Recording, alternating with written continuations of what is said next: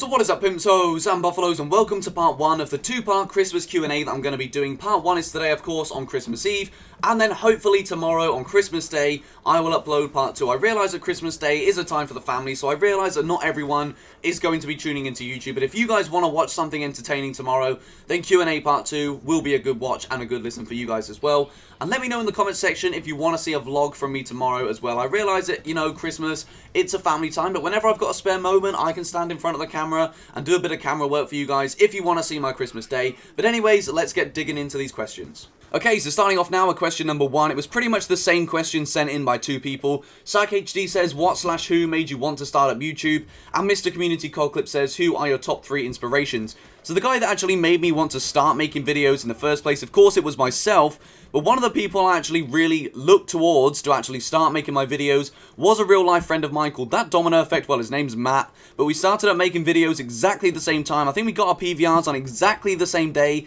and posted our first commentaries on the same day as well. Go over to his channel, there will be a link left in the description and it also as an annotation on the screen, and leave him a comment saying Buffalo sent you here and you need to carry on making videos because he's come back from uni for Christmas. He's now got spare time to make videos and he doesn't really have that much time at uni, but we need to persuade him. Go on guys, go over there and say what I said to say. As well as that, my other inspirations, as you guys know, I absolutely love Wings of Redemption, Woody's Gamertag as well, and probably Syndicate, just because obviously he's from the UK, he's a similar age to me, and he's just generally a quality lad and a great inspiration and role model for anyone else wanting to start up YouTube.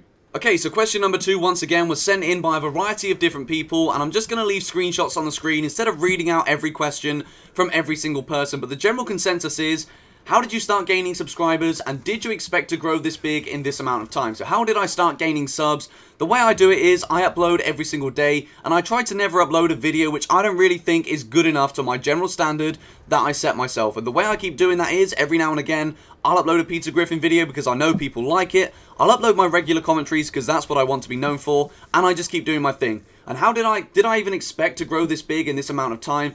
I wouldn't say that I'm a big channel, but I would say that my growth since Black Ops 2 has started has been pretty decent. There are some channels that haven't really seen any growth since Black Ops 2 began, and since Black Ops 2's release, I've grown about 3,000 subscribers, which is absolutely phenomenal, and I can honestly say from the bottom of my heart that I do appreciate it, and I'm just going to continue doing what I'm doing, and hopefully the channel can continue to progress from here.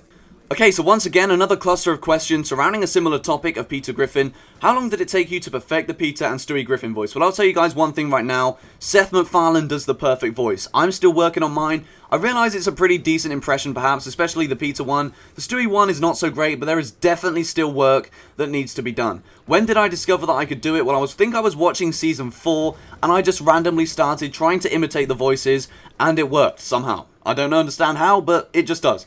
Can I do other Family Guy voices? Well, I can sort of do Cleveland, Herbert, and Stewie, but I tend not to do it very often because the voices are probably not as strong and confident as the Peter Griffin one. I don't like to do things which are a half-hearted attempt, if you guys understand that.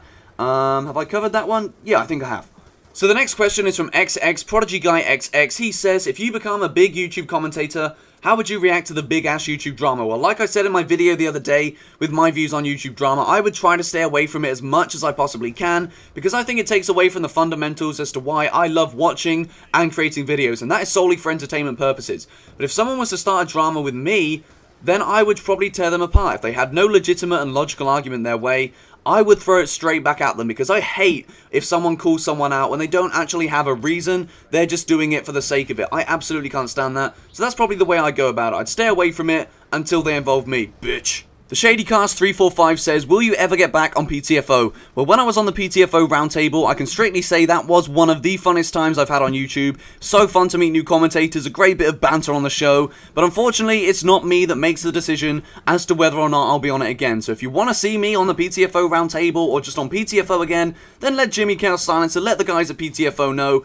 and hopefully they can sort something out. Go Buffaloes, go! Shane Murphy asks, what is my favourite Call of Duty? Well, at this point in speaking, I'd definitely say that Black Ops 1 is my favourite Call of Duty. I had like a 3 KD, a 13 win-loss. I absolutely love the maps, I love the weapons, and we played in a full team pretty much all of the time. Some great guys over there on the PS3. Black Ops 1 is definitely my favourite Call of Duty at this point, but Black Ops 2, it is showing a lot of promise for me in terms of longevity. I think the game could last a while with the likes of the diamond camos, the new game mode such as Hardpoint. I think Black Ops 2 definitely has the potential to be my favourite Call of Duty, but ask me that question when MW4 just comes out. LockD7 says, can he have a shout out? Well, I don't usually give people shout outs if they just straight up ask for it. They've got to do something in order for it to warrant a shout out. But as it's Christmas and as I'm feeling pretty nice today, here you go. Shout out for LockD7. Go check out his channel.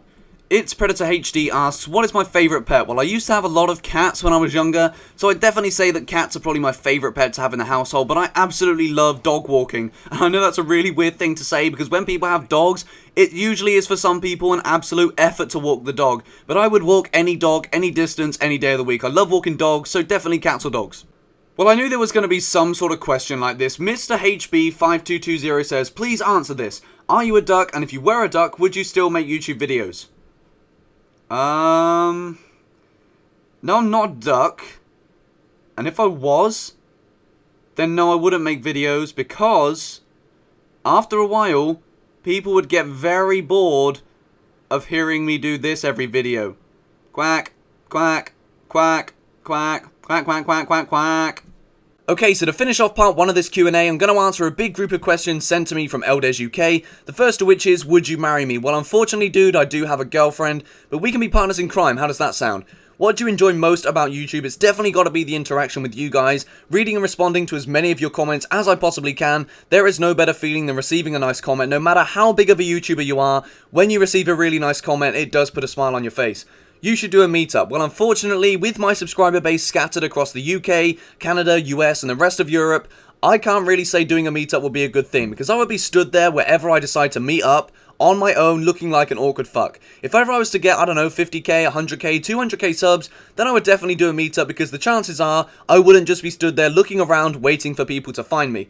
Do you help out other YouTubers? Well, whenever someone tweets me a video on Twitter, I will always retweet it, regardless of what the video is. I will always watch that video. I won't always like it, depends what it is.